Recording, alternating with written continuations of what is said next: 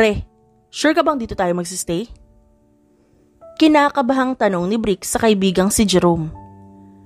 Wala bang multo sa bahay na to? Anong gusto mo? Diyan tayo sa labas. Ayokong papakin ng lamok. Babae ang gusto kong pumapak sa akin. Masyado ka talagang duwag. Sabi naman ni Erica. Easy lang. Oo nga, ang laki-laki ng katawan tapos takot ka sa multo? Saad naman ni Natasha. Napanguso na lang si Bricks. Ngayon lang kasi ako nakapunta sa lugar na liblib. Rich kid ka kasi masyado. Sabi ni Erica at napailing na lang. Mas lalong napahawak si Bricks sa damit ng mga kaibigan nang makarinig siya ng kaluskos. Okay na dito. Sabi ni Jerome at naupo sa medyo maruming sofa. Nasiraan sila ng sasakyan at sakto namang nakita nila itong medyo malaking bahay na mukhang haunted house. Itim kasi ang kulay ng bahay at marami pang sapot ng gagamba. Mukhang may kwarto sa second floor. Sabi ni Erica. Doon tayo. Umakyat ang mga kaibigan niya sa second floor at agad namang sumunod si Bricks dahil sa takot. Sino kayo? Natigilan na magkakaibigan na makita ang isang bulto ng tao sa dulo na may hawak na kandila. Anong ginagawa niyo rito sa bahay ko? Naglakad dito palapit sa kanila at halos maihi sila na makita ang isang babaeng mahaba ang buhok at nakasuot ng itim. May kulay pula ito sa muka at kamay. Kayo ba ang pagkain ko? Nakakatakot na tanong nito.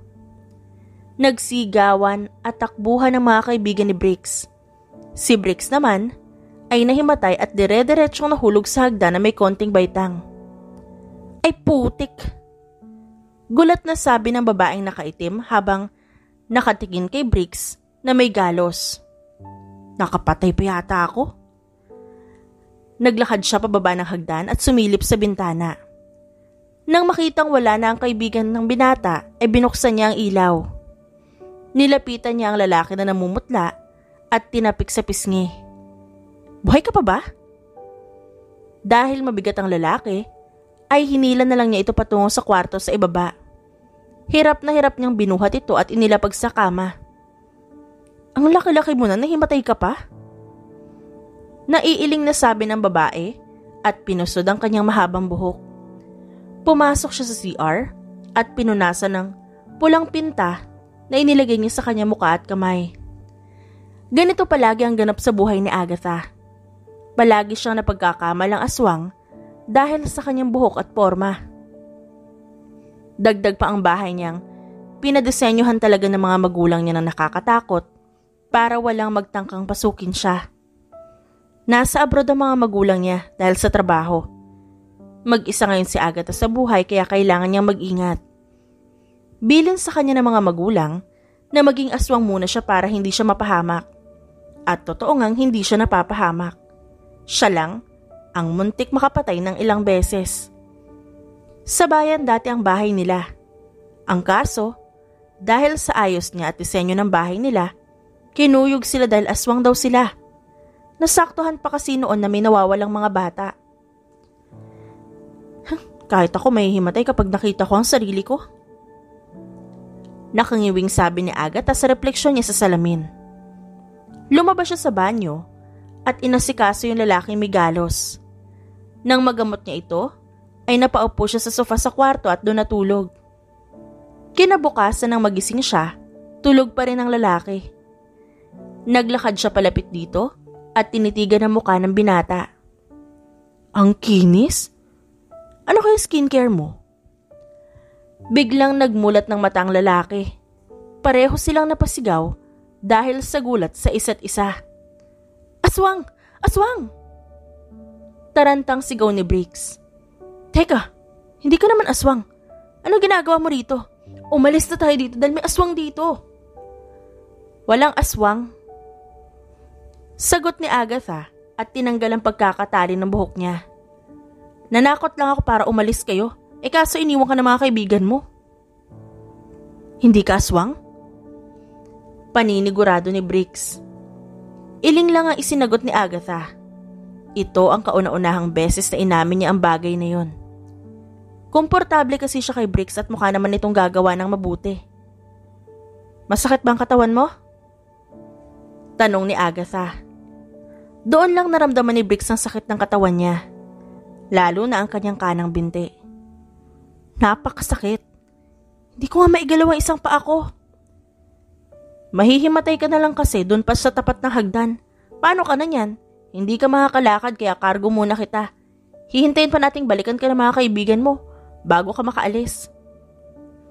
Tumango-tango naman si Briggs. Pasensya na sa abala.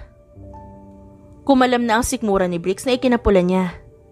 Napailing naman si Agatha at nilapitan siya. Tara sa kusina, sabi ng dalaga at tinulungan siyang makatayo.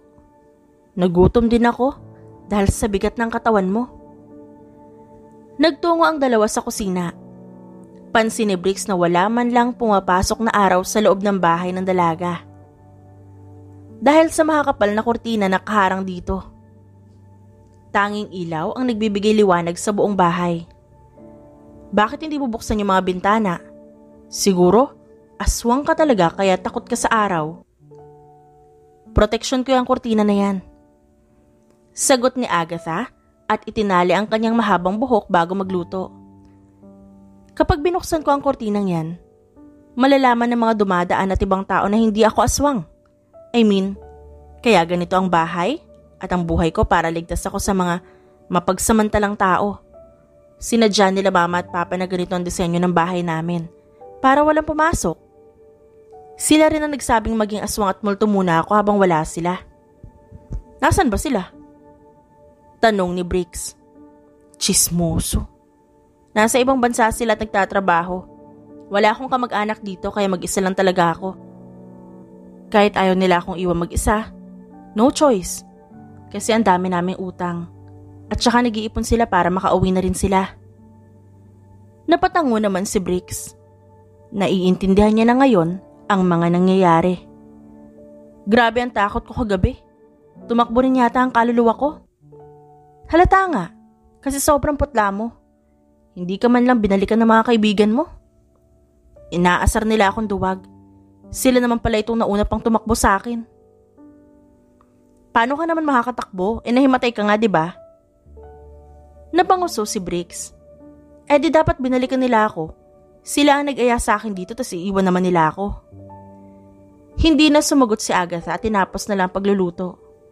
Naghain siya at nagsimula na silang kumaing dalawa. Bakit kayo nabad pa dito? Tago ang lugar na to eh. Ang totoo niya naligaw kami. Tapos nasiraan pa yung sasakyan. Matatanaw mo sa labas yung sasakyan namin. Nag-aya agad dito si Jerome para makapagpahinga. Tinitigan ni Agatha ang lalaki. Mukha kang mayaman. Hindi na ako magtataka kung bakit takot ka sa multo. May trauma lang kasi ako. Kinukulong kasi ako ng mami ko sa bodega, tas maglalagay siya ng peking multo. Hindi niya ako pakakawalan kahit pa maubusan ako ng hininga dahil sa sobrang takot. Buti na lang talaga at iniwan na siya ni Daddy. Ayoko sa kanya dahil palagi niya akong sinasaktan. Teka, kailangan ko nga palang tumawag sa amin. Nasa kotse yung mga gamit ko. Ako nang kukuha. Sabi ni Agatha. Hindi ka makakalakad kaya ako na. Salamat. Pagkatapos nilang kumain, ay naghugas muna ng plato si Agatha bago niya akayin si Briggs patungong sala. Kukuhanin ko na lang ang gamit mo. Lumabas si Agatha sa bahay. Iika-ika naman lumapit si Briggs, palapit sa bintana at sumilip. Napaawang ang kanyang bibig nang halos kuminang si Agatha sa araw. Lalo siyang namangha sa gandang tinataglay ng dalaga. Maya-maya lang, ay naglakad si Agatha palapit sa bahay. Bumalik naman si Briggs sa kanyang kinauupuan. Hindi ka nga aswang. Salamat at pasensya na sa abala. Tumango lang si Agatha at naupo sa harap niyang sofa. Kinuha ni Briggs ang kanyang cellphone at puro missed calls ito ng kanyang daddy at stepmother. Napakamot na lang si Briggs bago tawagan ng kanyang mommy Ethel. Briggs! Bakit hindi ka sumasagot sa tawag? Nasaan ka bang bata ka? Tinawagan ko sila Jerome at sinabing nasa bahay ka raw ng aswang? Mommy, ayos lang po ako. Maayos na maayos pa ang lagay ko. Medyo matatagalan lang ako sa pagbalik. Bricks naman, aatakihin ang daddy mo dahil sa sobrang kaba. Sabi ng kanyang mommy Ethel. Kung wala lang importanteng meeting yon, talagang susunod siya sa pinuntahan nyo. Mommy, I'm okay po. Huwag na po kayo mag-alala. Mag-charge lang po ako tapos tatawag ako sa inyo ni daddy via video call. Thank you po sa pag-aalala. I love you po. Bricks, kapag may problema tumawag ka lang. Pati si Ellie nag-aalala sa'yo. Opo. Saglit pang nakapag-usap si Bricks sa kanyang stepmother bago siya nagpaalam. Bagong asawa ni daddy yung kausap ko. Sabi ni Bricks kay Agatha. Mas mabait siya kaysa kay mommy. Mas naramdaman ko ang pagmamahal ng isang nanay sa kanya. Nang malaman ng ama ni Bricks ang ginagawa sa kanya ng kanyang ina, ay agad itong nag-file ng annulment paper. Sa ibang bansa ay kinasal ang kanyang mga magulang. Kaya naman legal ang paghihiwalay ng mga ito doon. Nang medyo magbinata si Bricks at nag-asawa ang ama niya, noong una ay takot pa siya pero nang makilala niya ang ina-inahan, ay minahal niya rin ito. Napatango si Agatha. Hindi pa pala ako nakapagpakilala. Ako nga pala si Agatha. Ako naman si Bricks. Salamat talaga sa tulong mo. Pasensya na rin kung napagkamalan kitang aswang. Sus, sanay na ako sa ganyan. Mamayang gabi, lalabas ako para tawagin si Mang Ben. Ipahihilot ko ang katawan mo Baka sinapilayan ka na. May wifi ka ba rito? Meron. Sagot ni Agatha. Aswang man ako sa paningin nila, pero hindi pa rin ako nagpapahuli sa mga latest. Yung password, gusto ko nang mag-asawa, walang space at maliliit lahat. Napatulala pa si Bricks pero maya-maya lang ay nag-type na rin siya. Nang ma-connect ay agad nag-open si Bricks ng kanyang favorite online games. Naglalaro ka rin pala niyan? Manghang tanong ni Agatha. Anong level ka na dyan? 105. Kaibigan ko lang nagpakilala sa akin ng game na to. Adik na adik ako rito dati pero ngayon madalang na kasi marami na akong ginagawa sa office ni daddy. Tumangulang si Agatha habang nakatutok sa cellphone ni Bricks. Biglang lumingon si Bricks kay Agatha. Dahilan? Para dumampi ang labi niya sa noon nito. Sorry talaga. Okay lang. Namumulang sabi ni Agatha. May gagawin lang ako sa kwarto. Bye. Mabilis na tumayo si Agatha at tumakbo papasok ng kanyang silid. Napasapo na lang siya sa kanyang noo habang nakatingin sa salamin. Pakiramdam niya ay nakadikit pa rin ang labi ni Bricks sa kanyang noo. Ang lakas ng heartbeat ko. Bulong ni Agatha. Napasapo na lamang siya sa kanyang pisngi at umiling-iling. Huwag kang ma-inlove. Baka masaktan ka lang. Alam mo namang mahina kapag dating sa ganyan.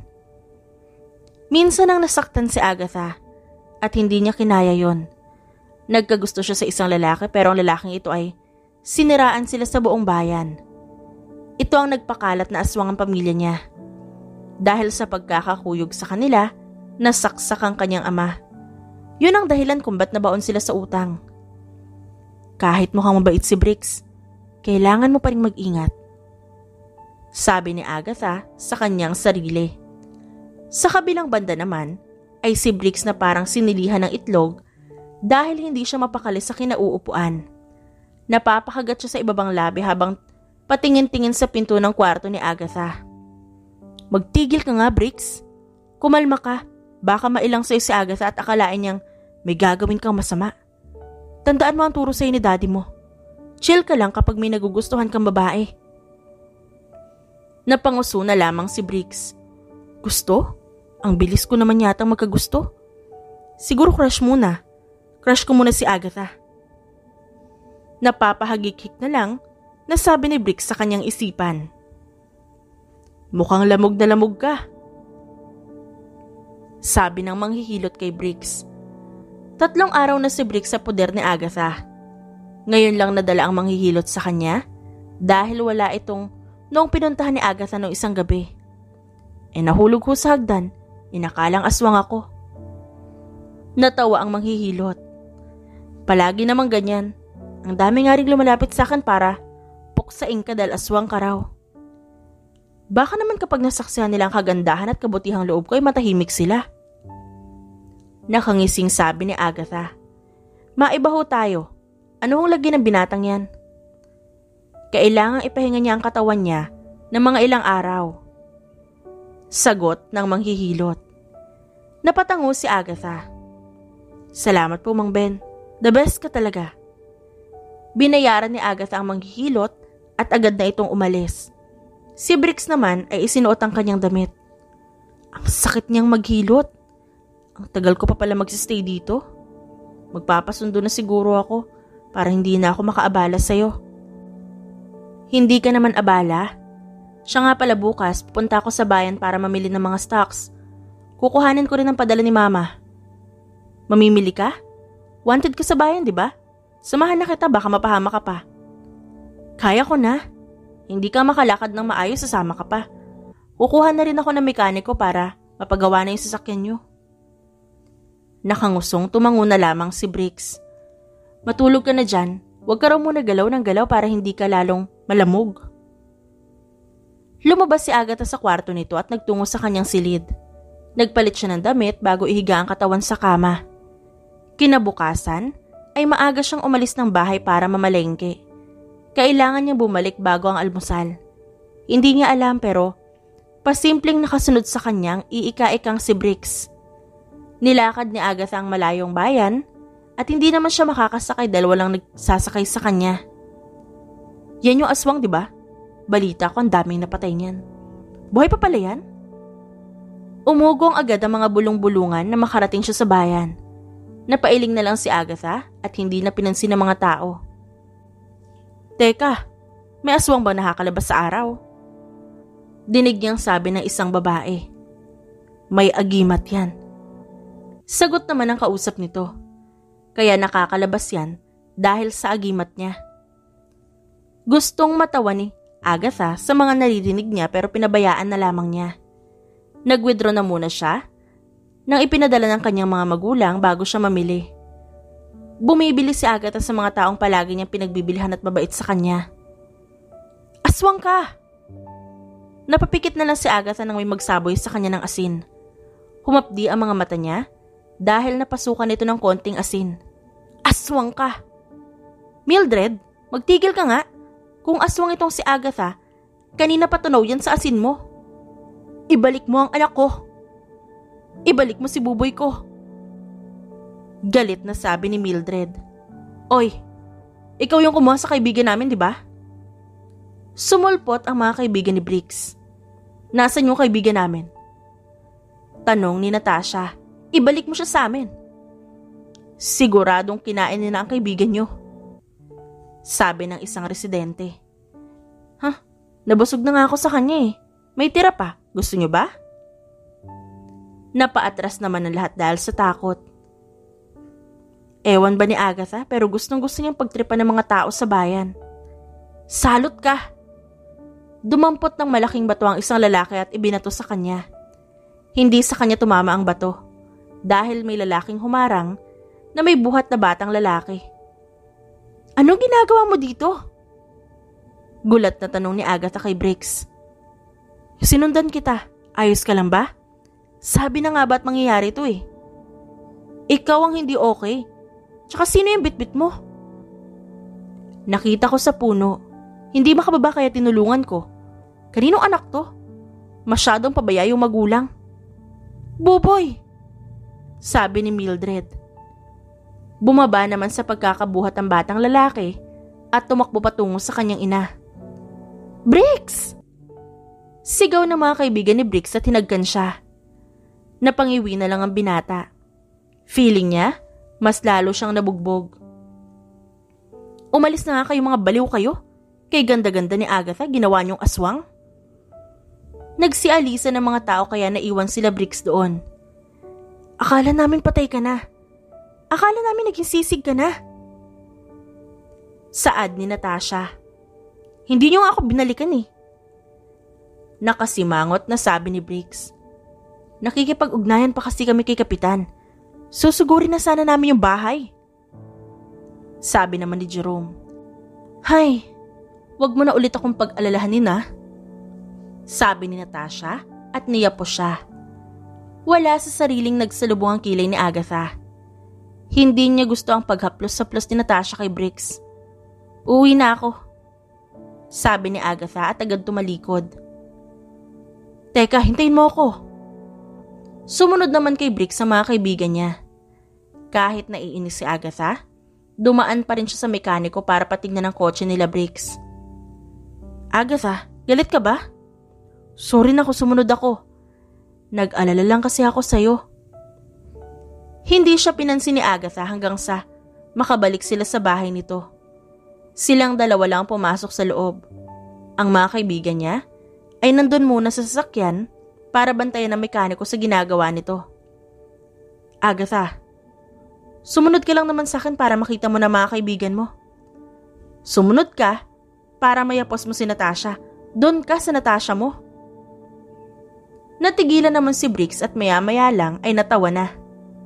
Nagsiselos ka ba? Tanong ni Briggs sa kanya. Ako? Magsiselos? Ang kapal mo naman. Mukhang magaling ka na, kaya umalis na kayo kapag naayos na ang sasakyan nyo. Agatha, pinsan ko si Natasha. Mahinahong sabi ni Briggs kaya napapahiyang tumalikod si Agatha. He! Sabi na lang ni Agatha.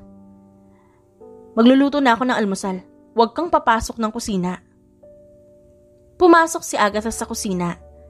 Mahina na lang na nasampal niya ang sarili dahil sa kanyang inasta. Nahihiya siya. At lalo na dahil wala naman siyang karapatan sa binata. Napailing na lang si Agatha at nagsimula ng magluto ng almusal. Nang matapos siya, ay agad siyang naghain. Lumabas siya sa kusina at nadatnan sila Briggs sa sala na nag-uusap-usap. Kumain na tayo, sabi ni Agatha at naunang nagtungo sa kusina. Nang makaupo sila ay nagsimula na silang kumain. Umalis yung mekaniko. Bukas pa raw makakabalik para magawa ang sasakyan dahil marami pa raw bibiling parts. Tumangulang si Agatha. Sorry pala sa'yo kung basta na lang kami pumasok sa bahay mo, sabi ni Jerome.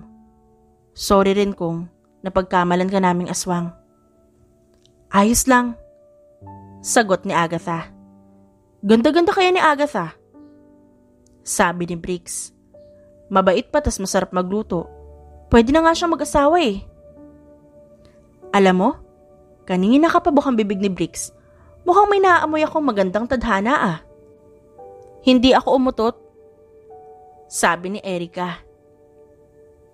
Pagkatapos nilang kumain, ay si Jerome na ang nagligpit para naman makabawi sila kay Agatha. Hindi ka nagalit sa akin? Tanong ni Briggs sa dalaga. Hindi naman ako galit. Sus, selos pa eh. Mahina siyang hinampas ni Agatha.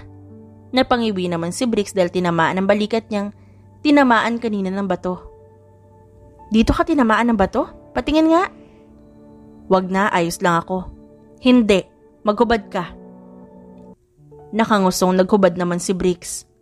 Sakto namang lumabas sa mga kaibigan ni Briggs mula sa kusina. Ano yan? Titignan ni Agatha yung balikat ko. Huwag ka nga ma-issue dyan. Tiningnan ni Agatha ang balikat ng binata. Napangiwi na lang siya nang makitang may malaking pasa doon at gasgas. Bakit palaging kawawa ka kapag nasa tabi kita? Teka, kukuha lang akong yelo para dyan sa pasa mo. Tumayo si Agatha at nagtungo sa kusina. Gumawa siya ng ice pack bago balikan si Briggs. Siya ang nagdampi ng ice pack sa balikat nito. Ang lakas ng chemistry niyo. Agatha, may boyfriend ka ba? No boyfriend since birth ako. Aswang ako kaya walang nagtatangkang lumapit sa akin. Eh di pakita mo sa kanila hindi ka aswang? Sabi naman ni Erica. Ang ganda ng hair mo. Gusto mo itirintas kita? Hindi pa nakakasagot si Agatha, ay agad na siyang nilapitan ni Erica. Kinuha ni Natasha yung ice pack at inabot kay Jerome. Ikaw nang bahala kay Briggs, kami nang bahala kay Agatha. Sabi naman ni Natasha. Hoy, baka magalit si Agatha. Humingi muna kayo ng permiso sa kanya. Ayos lang naman sa akin. Sinimulang itirintas ni Erica at Natasha ang dalaga. 2 tirintas ang ginawa nila sa mahabang buhok nito. May white dress ako, ibigay ko na lang sa'yo. Mukhang mas lalong lilitaw ang ganda mo kapag nag-ibang color ka ng suot. Sige, sagot na lang ni Agatha. Nahihiya siya sa mga nangyayari. Ito kasi ang kauna-unahang beses na may nag-alok sa kanyang ayusan siya.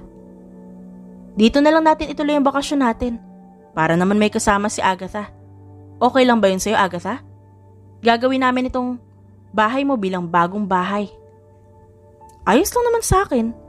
Ito ang unang beses na magiging tao ako at hindi aswang kaya gusto kong i-enjoy. Sigurado ka? Tanong naman ni Briggs at tumangulang si Agatha. Pagkatapos pusuran nila Erica, si Agatha ay hinila nila ito patungong kwarto para pagbihisin ng white dress. Mukha kang diwata. Crush na yata kita. Sabi ni Natasha. Thank you. Nahihiyang sabi naman ni Agatha. Tumingin siya sa salamin at napangiti siya nang makita ang kanyang itsura. Masaya siya dahil naging tao siya kahit papaano.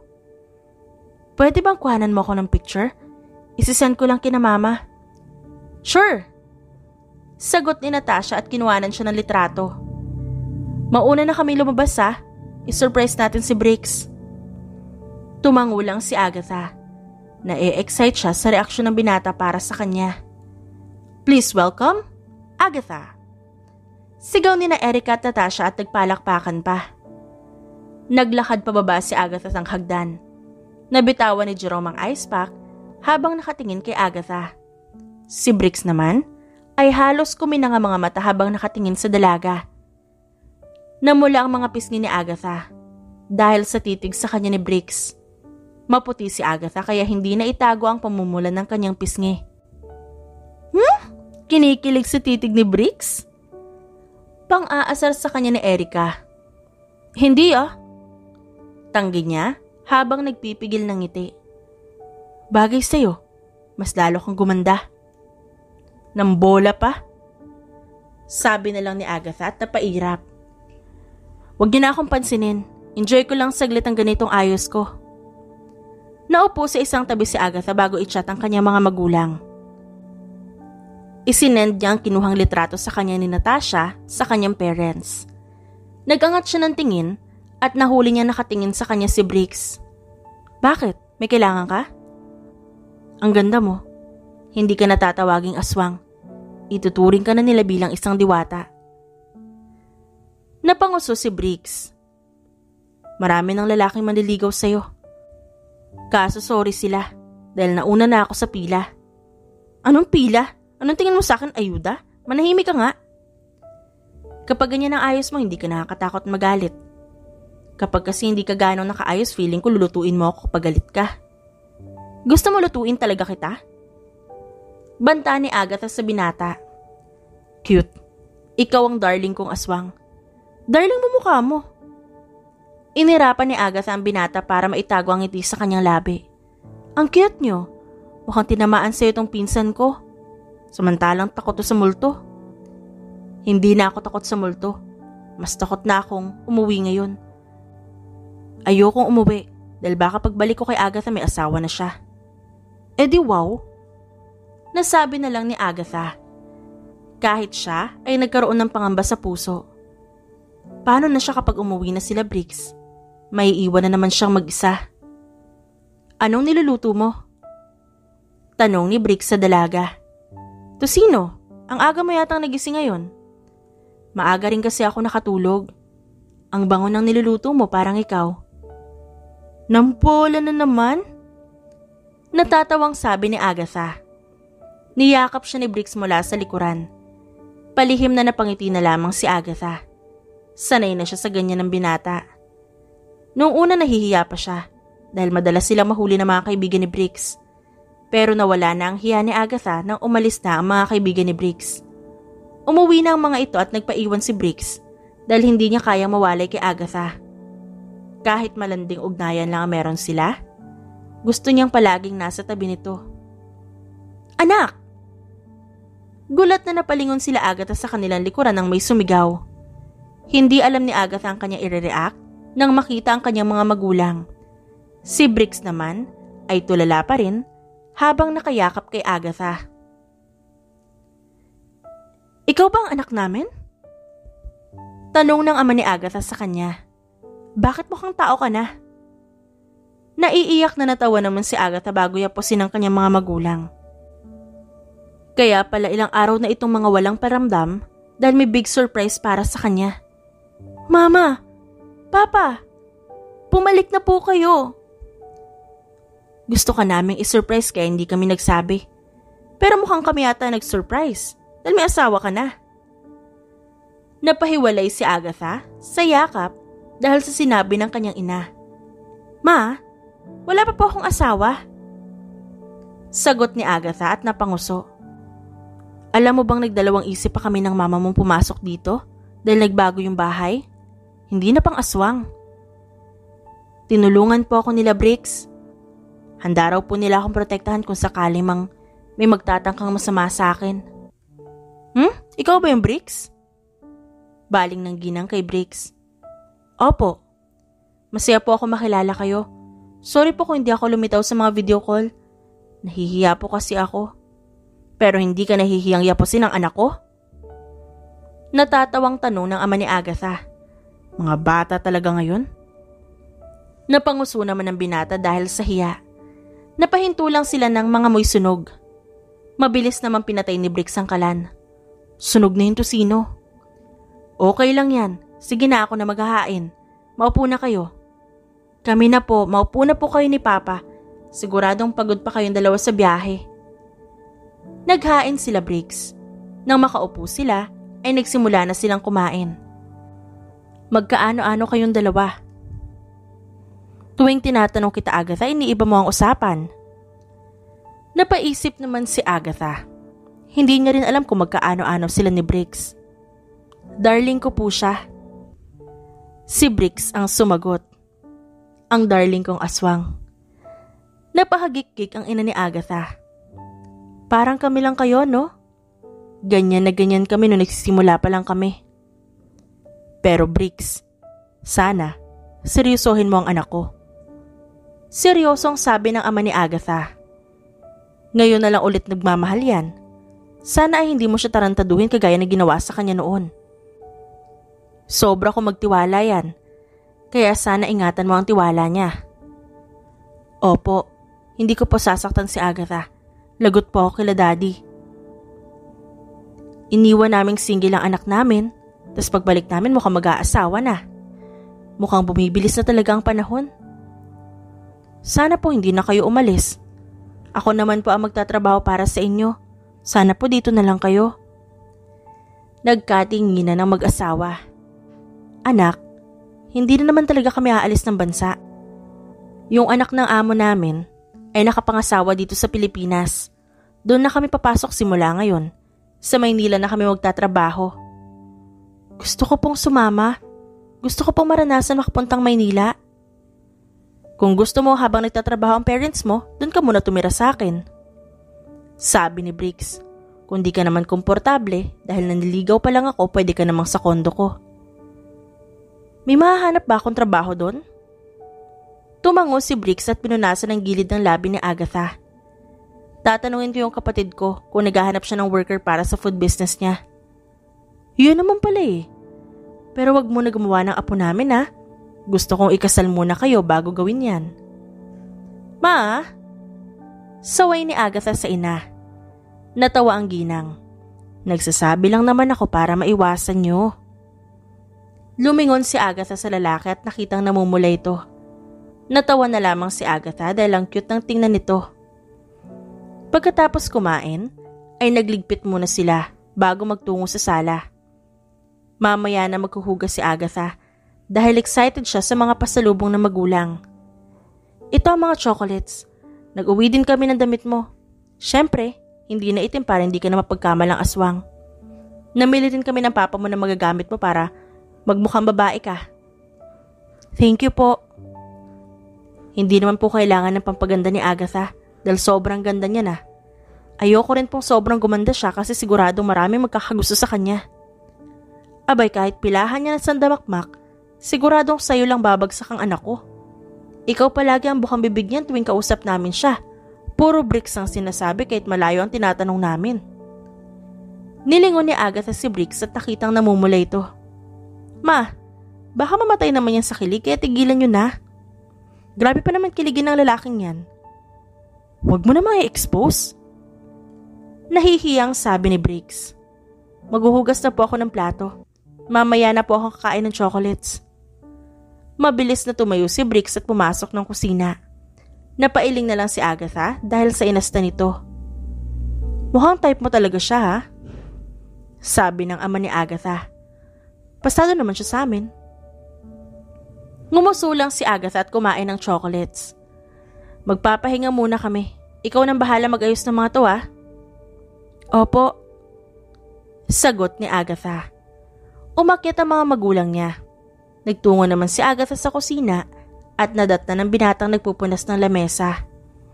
Nagpapahinga sila mama. Tapos ka na? Kumain ka na ng chocolates. Nahihiya ako sa parents mo. Hindi ko akalaing darating sila. Pareho lang tayong nagulat. Sagot ni Agatha. Ang klingi mo, yan tuloy nahuli ka. Pagkatapos sa kusina ni Bricks, ay nagtungo na sila sa sala. Kumakain ng dalawa ng chocolates. Klingi ka na naman. Natatawang sabi ni Agatha sa binata. Baka mahuli ka na naman dyan. Tulog parents mo. Sigurado akong tulog sila kaya hindi nila mahuhuli ang pagiging klingi ko. Napailing na lamang si Agatha. Nasa ganoong posisyon ng dalawa nang may kumatok. Tumayo naman ang dalaga at pinuksan ang pinto. At bumungad sa kanya ang mga kaibigan ni Bricks. Pasok kayo. Nakangiting sabi ni Agatha. Pumasok naman ang mga ito. Pinasusundukan nila tito. Sabi ni Natasha sa lalaki. Uy, daming chocolates. Dumating sila mama kanina, kumuha lang kayo. Agatha, kailangan mo na naming iuwi si Bricks. Sabi ni Jerome. Yung totoong mami niya kasi bumalik na. Bricks, nasa hospital ang mami Ethel mo. Tinulak siya sa hagdan ng bruha mong mami. Ano? Kumusta naman ang mami ko? Okay lang naman. Kailangan ka ngayon ng mami Ethel mo. Nasa business trip ang daddy mo kaya walang mag-aalaga sa kanya. Kailangan ko umuwi. Sabi ni Bricks at tumingin kay Agatha. Agatha, mukhang kailangan muna nating magkawalay. Napangiwi si Bricks. OA mo naman? Para namang mamamatay ka na? Umuwi ka na at asikasuhin mo ang mami mo. Siguradong kailangan ka niya ngayon. Babalik ako. Dapat wala ka pang asawa ah. Paano ako mag-aasawa kung wala ka naman dito? Banat naman ni Agatha. Agatha, walang ganyanan. Bahala ka, hindi na ako aalis. Parang batang maktol ni Bricks. Hay, ang hirap mong iwan. Umuwi ka na, magdala ka ng chocolates at ibigay mo kay mami mo. Ako nang bahala magsabi kila mama na umalis ka na. Sige, basta babalik ako ha. Mahal kita. Tumangulang si Agatha kahit halos mamatay na siya sa sinabi nitong mahal siya nito. Nagbaon nga ng chocolate sila Bricks bago tuluyang umalis. Habang nasa kotse, ay lumilipad pa rin ang isip ni Bricks kay Agatha. Ang drama ko, para namang hindi kami magkikita. Aniya sa sarili. Na siyang sinang-ayunan naman ni Natasha at binatukan pa siya. Magkikita pa naman kayo ng darling mong aswang kaya kalmahan mo. Miss ko na si Agatha. Pero kailangan ako ni Mami Ethel. Hindi ko na talaga mapapatawad ng sarili ko. Pati ang tunay kong mami. Kapag may nangyaring masama sa kanya. Dapat nandun ako para nabantayan ko siya. At ayos lang sa akin na sana ako na lang sinaktan niya. Pero dinadamay niya pa yung mga tao sa paligid ko. Halos 3 oras ang binyahe nila bago makarating ng ospital. Dumiretso sila sa room ng Mami Ethel ni Bricks. Mami! Agad niya itong niyakap nang makapasok sila sa room nito. Mami, may masakit po ba sa inyo? Magaling na ako. Ayaw na nga kitang pag-alalahanin kaso makulit ang daddy mo. Pasensya ka na kung nag-alala ka pa. Sorry po kung wala ako para ipagtanggol ka. Mami, nagpadala si Agatha ng chocolates para sa inyo. Ang bait niya, di ba? Natawa ang ginang. Mukhang talagang patay na patay ka kay Agatha. Bakit hindi mo siya isinama? Dumating po yung mga magulang niya kanina, kaya hindi siya makakasama. Hindi na babalik yung parents niya sa ibang bansa. Sa Maynila na lang sila magtatrabaho. Si Agatha po, sa Manila na rin siya titira. Kakausapin ko po si Ellie. Baka naghahanap siya ng tauhan para sa food business niya. Gusto po kasing mag-work ni Agatha. Sakto, naghahanap ako ng cashier. Bumukas ang pinto at pumasok si Ellie. Pwede si Ate Agatha doon. Gusto ko rin naman siyang makilala. Gusto ko makakilala ng babae na nakabihag sa kuya kong duwag. Mabait si Agatha. Palagi niya akong inaalagaan. Wala kang ibang bukang bibig kundi si Agatha? Sabi ni Erica. Siguro nagsasawa na si Agatha. Huwag mong sabihin yan. Inis na sabi ni Briggs. Palibhasa hindi ka gusto ni Jerome. Suntukan na lang oh. Banta ni Erica sa kanya. Hindi na si Jerome ang gusto ko. Epal kang pangit ka. Target niya yung nagde-deliver na isda sa palengke sa lugar nila Agatha. Nakangising sabi ni Natasha at tinawanan pa ito. Tinulungan lang siya, minahal niya na agad. Love at first sight ang tawag dun. Ang macho niya. Tapos, ang ganda pa ng mata. Hanggang tingin ka na lang doon. Mapang-asar na tura ni Jerome. Baka nakakalimutan mong may fiancé ka na. Fiancé na hindi mo kilala at ipinagkasundo lang sa'yo. Asa naman silang pakakasalan kung sino man yung lalaking yun? Over my dead, hot, gorgeous body. Hangin mo? Sabi ni Briggs. Buti na lang si Agatha hindi mahangin. Buti natagalan ka ni Agatha, no? Pang-aasar sa kanya ni Natasha. Kung ako si Agatha, naghanap na ako ng iba. Di buti na lang hindi ikaw si Agatha. Wala kang taste para maging si Agatha. Huwag niyo nang asarin. Natasha, nag-text pala sa akin ng mami mo.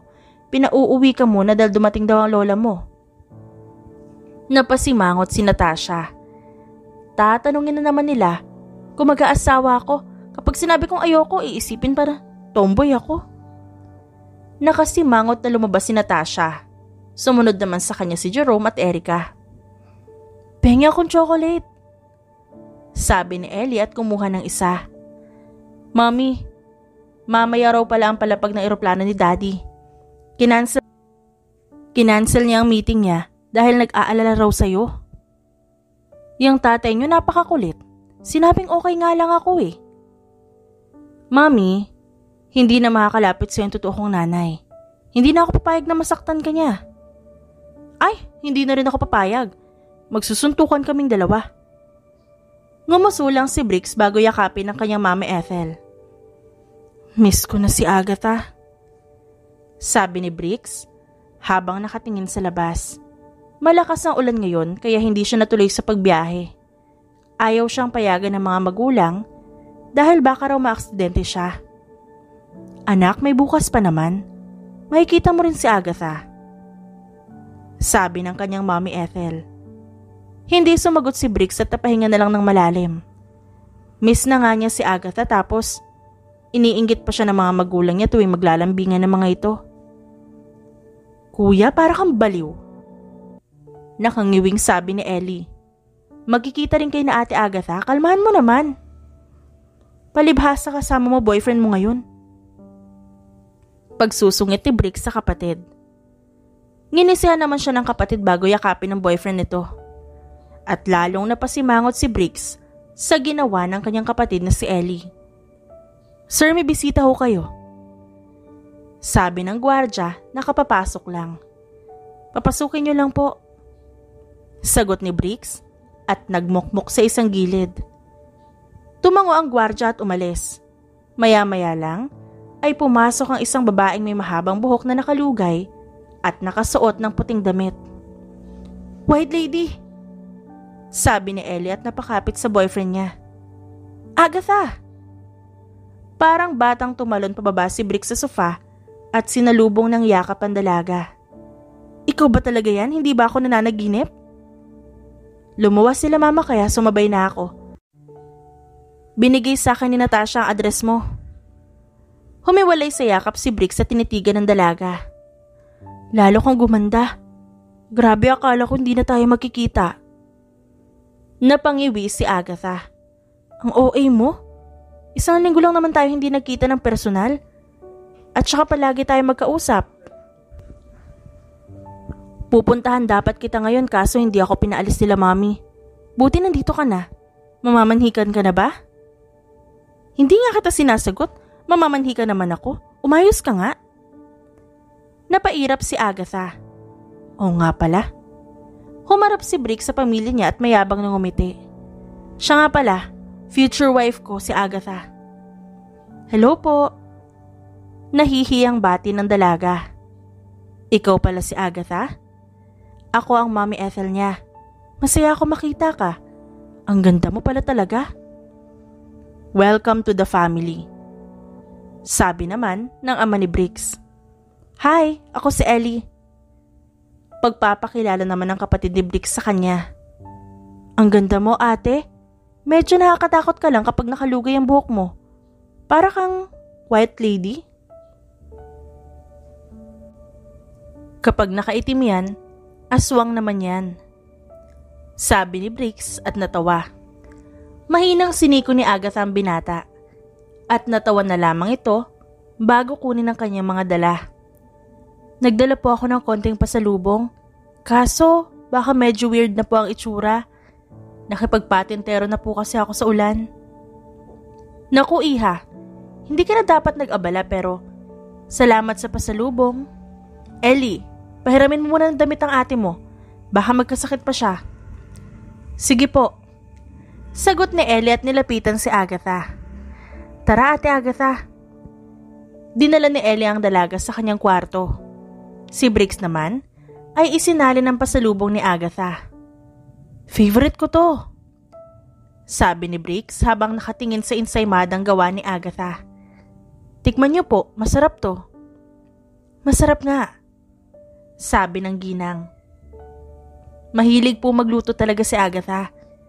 Nung nandun ako sa kanila, palagi niya akong pinagluluto. Tinuturuan niya rin ako magluto pero tumigil siya nung muntik ko nang masunog yung bahay nila. Natawa ang kanyang ina. Muntik mo na rin masunog ang bahay natin, di ba? Opo. Galit na galit nga si Daddy eh. Kaya nagtago lang ako sa attic. Ilang sandali lang ay lumabas na sina Agatha at Ellie. Nakapusod na ang buhok ni Agatha kaya mas lalong lumitaw ang ganda nito. Ang ganda-ganda mo lalo iha kapag nakapusod. Nasa na pala yung mga magulang mo? Nasa Quezon po. Sagot ni Agatha bago maupo sa tabi ni Bricks. Lumipat po sa Pilipinas yung anak ng amo nila. Kaya doon na po sila magtatrabaho simula ngayon. Ayos na rin po yun para hindi malayo at nadadalaw ko sila. Nakausap ko na si Ate Agatha about sa work at okay naman sa kanya. Pwede siya mag-start next week. Sa ngayon, mas okay siguro mag-enjoy muna kayong dalawa. Pwedeng dito ka muna tumuloy after work. Sabi ng ama ni Bricks. Sa kondo ko po siya tutuloy. Malapit po yan sa workplace niya kaya hindi siya mahihirapan. At saka, nanliligaw pa lang ako sa kanya. Magsasama po kami sa isang bahay kapag mag-asawa na kami. Ganyan sana. Yung daddy mo kasi hindi pa nanliligaw, binahay agad ako. Mahal, wag mo akong i-expose. Sabi ng ama ni Bricks na kinatawa lang nila. Pagpapahingahin ko lang po si Agatha. Siguradong pagod po ito sa biyahe. Ayos lang naman ako. Saad naman ng dalaga. Hindi, mas mabuting magpahinga ka muna at mamaya na natin ituloy ang kwentuhan natin. At wala na ngang nagawa si Agatha nang hilahin siya ni Bricks patungong kwarto nito. Rich kid ka talaga, no? Sabi ni Agatha habang inililibot ang tingin sa malaking kwarto ni Bricks. Golden spoon. Tapos, na-in-love sa isang babaeng kilala bilang aswang. Huwag mong nilalang ang sarili mo. Swerte ko nga't na-in-love ako sa'yo eh. Aba, Marami kaya may ayaw sa akin dahil duwag ako at malambot daw kumilos. Hindi ka naman malambot kumilos, pero duwag ka talaga, lalo na sa mga elemento. Nakakatakot kaya yung mga multo? Nakangusong sabi ni Briggs. Ewan ko sa'yo. Basta magpahinga ka na. Mamaya, mag-uusap ulit tayo. Ubusin natin ang oras sa pagkukwentuhan nating dalawa. Tumango si Agatha at nahiga sa kama ni Briggs. Guminhawa ang pakiramdam niya dahil sa lambot ng kama ng lalaki at dahil sa mabangong amoy ng kama nito. Panonoorin kitang matulog. Baka kasi panaginip lang to eh. Kung panaginip to, baka kanina pa kita dinagukan. Wala kang gagawing kalokohan ha. Aaswangin talaga kita. Kung ikaw ang aaswang, handa-handa ako magpaaswang. Sabi ni Briggs at humagikik. Sige na, matulog ka na. Behave lang ako dito. Hindi na kumibo si Agatha at natulog na lamang. Nang magising siya ay maghahapunan na. Wala na rin si Briggs sa kwarto. Masyado naman ako naging komportable. Nakakahiya. Sabi ni Agatha at bumangon. Naghilamo siya bago lumabas ng silid. Malaki ang bahay nila Briggs kaya nahirapan pa siyang hanapin ng hagdan. Ate Agatha! Nakangiting bati sa kanya ni Ellie na makababa siya. Nasa dining na sila. Nag-prepare si ma'am ng breakfast for you. Nakakahiya naman. Nahihiya niyang saad. Naku, masanay ka na lang. Ganyan talaga si mommy. Sabi ni Ellie at natawa. Nang makarating sila sa dining, ay agad silang pinaupo ng ginang. Nagluto ako para sa'yo. Sabi nito at nilagyan ng pagkain ng pinggan ni Agatha. Mukhang pagod na pagod ka sa biyahe kaya hindi na kita pinagising kay Briggs. Napasarap lang po ang tulog ko sa kwarto ni Briggs. At saka, tita, salamat po sa pagkain. Iha, huwag ka lang maiilang sa amin ha. Weird lang kami pero mababait kami. You're part of this family na. Nung tinulungan mo pa lang si Briggs, parte ka na kaagad ng pamilyang to. Sorry po, kung nalamog ang katawan niya dahil sa akin. Ayos lang yun. Ang mahalaga, hindi siya naging sisig. Biro ng ginang. Hindi na muna kita dadaldalin. At mukhang gusto kang kausapin itong panganay ko. Mommy, okay lang po mag-usap kayo. Ang sarap po ng luto nyo. Kaya ito muna ang pagkain ng bebe ko. Sus! Hilig talagang mambola. Manang-mana sa ama niya. Naiiling na sabi ng ginang. What a happy family. Napahinto sila sa pagkain na may magsalita. Napaseryoso na mukha sila Briggs. Si Agatha naman, confused. Pero nang ma-realize na medyo hawig si Briggs at ang babaeng bagong dating, ay napaseryoso siya ng mukha. Ano na naman kailangan mo, Brianna? Malamig na tanong dito ng ama ni Briggs. At paano ka nakapasok sa bahay ko? I'm just here for my son. Sagot nito at nilapitan si Briggs. Bineso nito ang anak. How are you, my son? Nung pumunta ako dito, wala ka. Yeah. And you pushed my mom to the stairs? How could you? Seryoso ang sabi ni Briggs dito. Your mom? Briggs, ako lang ang ina mo. She can't be your mom. Hindi ka sa kanya galing anak. Sabihin mo lang kung minamaltrato ka dito kukuhanin na kita. Ma'am, ano pa pang gusto mo? Gusto mo akong bumalik sa'yo pagkatapos ng mga ginawa mo sa akin? Ma'am, patahimikin mo ng buhay ko. Masaya na ako sa piling nila Dad. Pwede bang sumaya ka na lang din sa buhay mo ngayong wala na ako sa'yo? You have your another man, right? Brianna, hindi ko alam kung anong sakit sa utak ka meron ka. Pero pwede bang hayaan mo maging masaya ang anak mo? Ano bang gusto mo? Suntukan tayong dalawa? Tara, hindi kita uurungan. Sabi ng Mommy Ethel ni Briggs. Sinira mo ang pamilya natin. Tapos ngayon magpaparamdam ka para sirain ang masayang pamilya ko? Anang ama ni Briggs. Are you for real, Brianna? Tumayo si Agatha at pumasok sa kusina. Kinuha niya ang kutsilyo at yung cake na red velvet flavor. Tinanggal niya ang pagkakatali ng buhok bago lumabas ng kusina. Sinong gustong kumain? Tanong niya, kaya napalingon sa kanya ang lahat. Kinilabutan naman ang lahat na makita ang ayos niya. Maliban kay Briggs na kinikilig lang. Monster! Sino kang babae ka? Sabi ng ina ng binata. Agatha. Agatha ang pangalan ko. Anong luto ang gusto mo? Sisig o dinuguan? Mga baliw kayo. Singhal nito bago takot na tumakbo paalis. Tayo pa ang baliw? Natatawang sabi ni Briggs at pinisilang bewang ng babae. You're amazing. Akala ko tatakbo na rin ako dahil sa takot. Duda akong babalik pa yun. Gusto ko na rin tuloy na mahabang hair. Sabi naman ni Ellie. Gusto ko maging ate si Ate Agatha. Para nakikita ko yung pagiging double ng personality niya at nakadepende pa yun sa ayos ng buhok niya, ha? Tinanong ko lang naman ho siya kung anong gusto niyang luto at ipagluluto ko siya. Hindi po ako makain ng mga baliw kaya hindi siya bet na sikmura ko. Natawa lamang ang lahat at napailing. Pagkatapos nilang kumain, ay nagtungo naman sila sa sala habang kumakain ng chocolates na dala ni Agatha. Ate Agatha, naikwento na sa akin ni Kuya na magaling ka daw magluto. Gusto mo ba maging partners na lang tayo? Kumbaga ikaw ang parang bahala sa lahat ng menu at ako naman sa pwesto. Ako rin sa mga gamit na kakailanganin mo. Umiling si Agatha. Hindi muna siguro. Gusto ko yung offer mo pero wala pa akong lakas ng loob.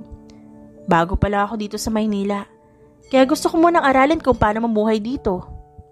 Okay, you have a point naman. Pero kapag nagbago ang isip mo, huwag ka mahiya magsabi sa akin, ha? Oo, thank you sa offer mo. Ellie, doon ako palagi kakain sa restaurant mo. Number 1, regular customer mo na ako. Pasalamat ka dahil mahal ko yung cashier mo. So, isusupport mo lang ako dahil kay Ate Agatha? Napanguso si Ellie. Hindi na yata ikaw ang kapatid ko. Natawa si Briggs bago akbayan ng kapatid. Ganito rin ang ginawa mo sa akin nung naging kayo ni Razel. Pinabayaan mo ko. Kapag si Razel, ibang usapan talaga. Si Razel na yun eh. Sabi naman ni Ellie. Same lang tayo. Kapag si Agatha, ibang usapan na. Hay, yung dalawa nating anak may kanya-kanya ng buhay. Dati, nagbabatuhan lang kayo ng gamit at nagkakagatan. Ngayon naman may kanya-kanya na kayong buhay at malapit na magkaroon ng sariling pamilya.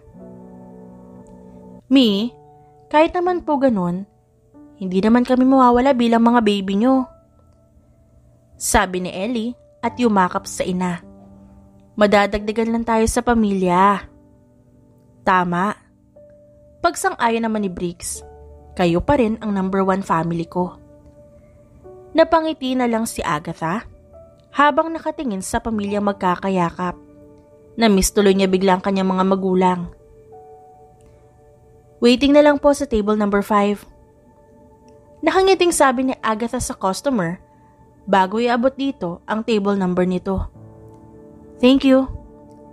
Sagot ng babae bago umalis sa pila. Next? Sabi ni Agatha sa susunod na customer.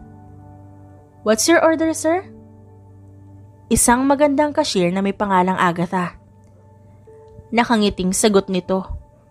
Napairap si Agatha. Ito na naman po, nagpapatagal sa pila. Mamaya mo na ako landiin, Briggs. Anong order mo? Natawa si Briggs. Ikaw nang pumili ng order ko. As always, sabi ni Agatha bago pumindot ng adobo at gulay. 205 po. Table number 6 po, sir. Okay, ma'am. Sagot nito bago kunin ang table number at sukli niya. Nagtungo si Briggs sa kanyang table. Si Agatha naman ay nagpatuloy sa pagtatrabaho habang pasimpleng tumitingin sa kasintahan. Oo, kasintahan. Ilang buwan na si Agatha sa Maynila at nasanay na siya rito. Hindi rin nagtagal ay sinagot niya si Briggs dahil nakita niya at naramdaman niya kung gaano niya kamahal ang binata at kung gaano din siya kamahal nito. Mag-break ka muna. Mukhang sabi ka na rin sa boyfriend mo. Ako muna dyan hanggang sa umalis si Briggs. Thank you.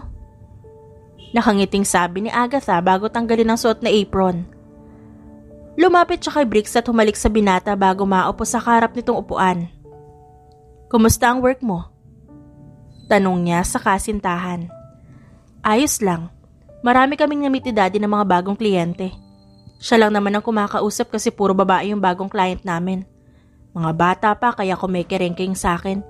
Alam ni Daddy na ayaw ko sa ganun kaya sinasalo na lang niya lahat. Okay lang naman kung makipag-usap ka sa kanila. Tsaka trabaho naman yun. Yun na nga eh. Iniiba nila agad yung usapan kapag ako yung nagsasalita.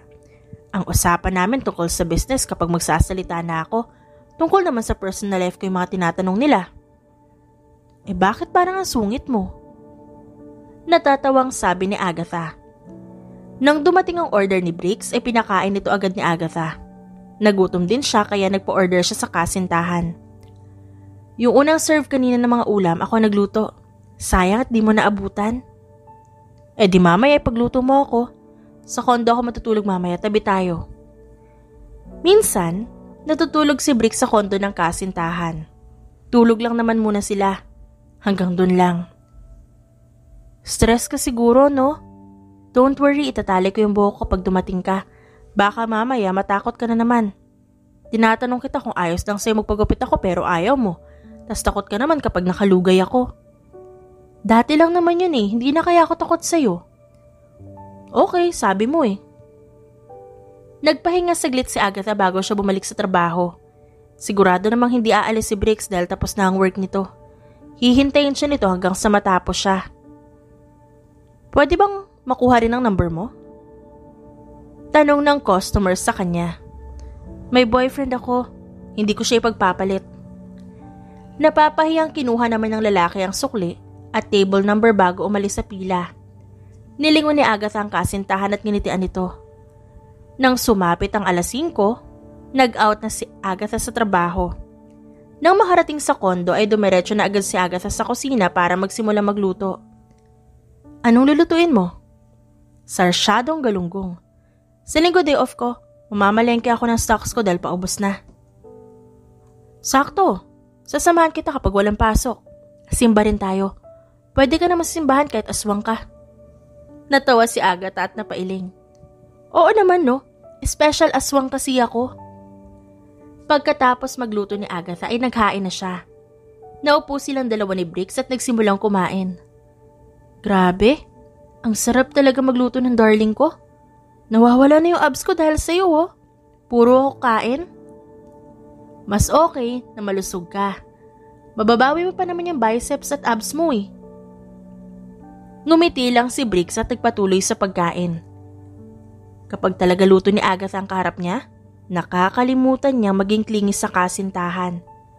Pagkatapos kumain ay si Briggs na ang naghugas. Si Agatha naman naglinis na ng katawan at nagpalit ng damit. Pinusod niya ang mahabang buhok at naglagay ng headband. Magpalit ka na, sabi niya kay Briggs. Tumango si Briggs at pumasok sa banyo. Naglinis siya ng katawan bago magpalit ng pantulog. Tinernohan niya ang suot ng kasintahan. Ang cute! Hagik-gik na sabi ni Agatha nang makita ang kasintahan niya. Paano kaya kapag nakita ng mga business partners mo ang ganyang side mo? Ikaw lang makakasaksi nito. Ikaw lang at ang mga magiging anak nating dalawa. Mukhang nasaksihan na namin yan. Bumukas ang pinto at pumasok sila Jerome. Trespassing kayo. Hindi ba kayo marunong kumatok? Pasensya na.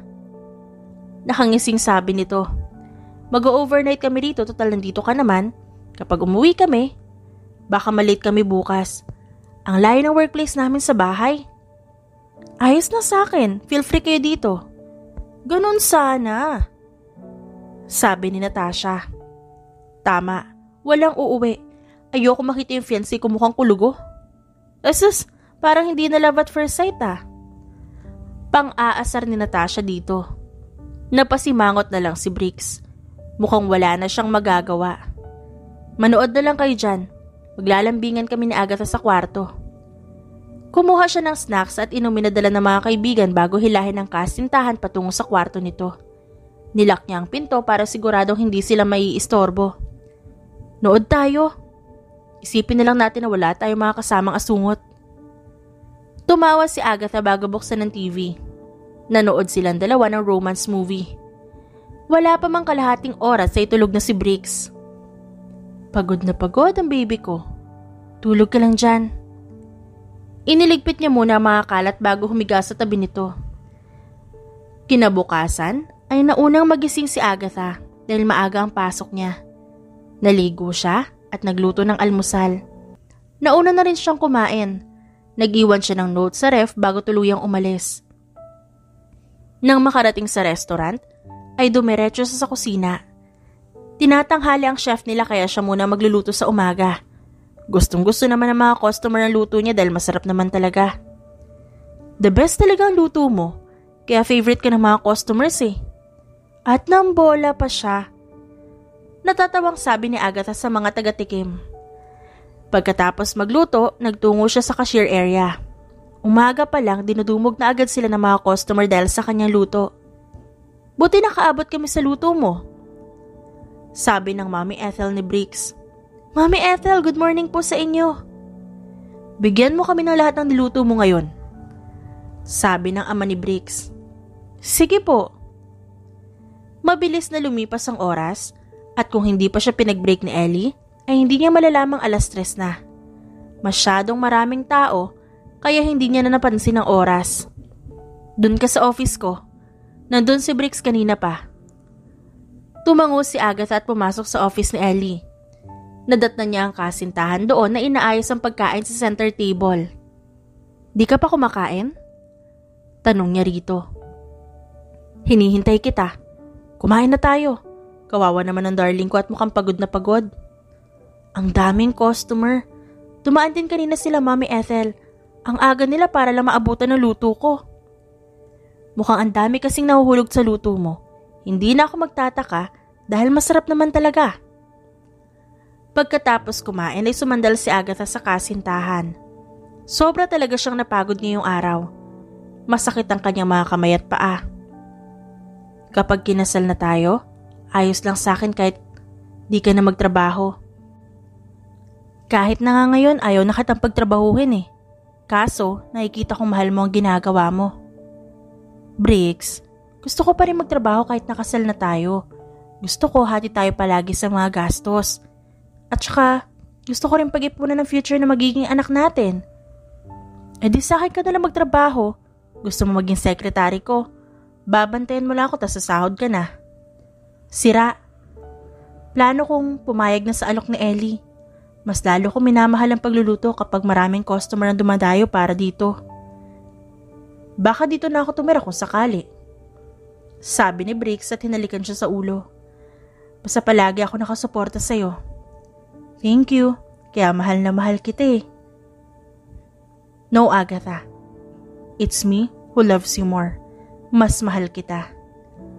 Hindi napigilan ni Briggs ang mga luha niya na bumukas ang pinto ng simbahan at pumasok ang babaeng kanyang minamahal na nakasuot ng bridal gown. Congratulations, anak, sabi sa kanya ng ama. Mas lalo siyang naiyak nang maglakad dito sa aisle kasabay ang mga magulang nito. Agad namang pinunasan ng kanyang Mami Ethel ang kanyang mga luha. Maghuhulas ka niyan. Naiiyak na sabi ng ginang. Masaya ako para sa'yo. Proud na proud si Mami para sa'yo. Thank you, Mami Ethel. Emosyonal na sabi ni Briggs. Nang makarating sa kanya si Agatha, ay lalo niyang nasilayan ang ganda nito. Ingatan mo ang anak namin. Naiiyak na sabi ng ina ni Agatha. At masaya kami para sa inyong dalawa. Briggs, kapag nagsawa ka sa kanya, ibalik mo na lang ng maayos. Huwag mo nang sasaktan, sabi ng ama ni Agatha. Huwag po kayo mag-alala, hindi ko po siya sasaktan. Kinuha ni Briggs ang kamay ng kanyang magiging asawa at inilagay sa kanyang braso. Ang ganda mo. Ikaw din, ang gwapo mo. Naglakad ang dalawa patungong altar at agad na nagsimula ang seremonya ng kasal. Buong seremonya ay lumilipad lamang ang isip ni Briggs sa asawa. You may now kiss your bride. Maya-maya ay sabi ng pare. Hinarap ni Briggs ang asawa at itinaas ang belo nito. Hinapit niya ito sa bewang at pinagdampi ang kanilang mga labi. Congratulations! Congratulations! Uy, Briggs, congratulations! Kasal ka na talaga! Bati ng iilan sa kanila at pumalakpak. Nanguha sila ng litrato sa simbahan bago dumiretso sa reception. Ang reception ay sa hotel na pagmamay-ari ni Natasha. Mas masarap pa rin ang luto mo, sabi ni Briggs habang kumakain sila. Huwag ka mag-alala, mahal. Ipagluluto kita bukas. Yun, oh, sabi ni Jerome nang makalapit sa kanila. Aba, pasalamat ka naman sa akin, Briggs. Kung di kita inaya sa haunted house nila Agatha, hindi mo siya makikilala. Ano ka? Dapat mag-thank you rin kayo sa akin. Ako yata nag-ayang magbakasyon. Sa akin din. Ako yata nagsuggest na wag nang balikan si Briggs. Nakikain na kayo sa kasal namin, kaya hindi ko na kailangan mag-thank you. At saka, ako ang nanligaw kay Agatha. Wala naman kayong tinulong bukod sa pang-aasar. Wow, ang sama ng ugali. Dapat pala hindi na tayo pumasok sa haunted house eh. Eddie, thank you. Napipilitang sabi ni Briggs. Masyado kayo matampuhin. Sabihin mo rin, please, master. Sabi ni Natasha pero irap lang ang sinagot niya. Maya-maya lang, tumayo si Agatha para maghagis ng flower. Si Erica nakasalunon kaya napasimangot ang dalaga. Yun oh, nakatingin na sa kanyang groom-to-be. Pang-aasar ni Jerome kaya hinampas siya ni Erica. May kasal na naman kaming kakainan. Single forever ka kasi? Nakangising sabi ni Natasha sa kanya. Wala raw kasing papatol sa'yo. Sino may sabi? Baka magulat kayo, 3 asawa ko. Mayabang na pagkakasabi ni Jerome. Natawa na lang ang mag-asawa habang nakatingin sa kanilang mga kaibigan na nag-aaway-away na. Humarap si Briggs kay Agatha. Hinawakan niya ang pisngi nito at hinalikan sa labi. I love you, my darling. And I love you more, duwag kong asawa. The end. At dyan nagtatapos ang ating kwentong pinamagatang Ang Darling Kong Aswang. Written by Queen D. Dearest friends and avid listeners, don't forget to like our videos and subscribe to our channel for more wonderful stories.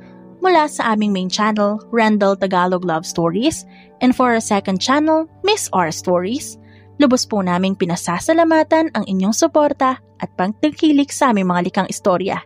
Ingat po kayong lahat and have a good day everyone. Paalam!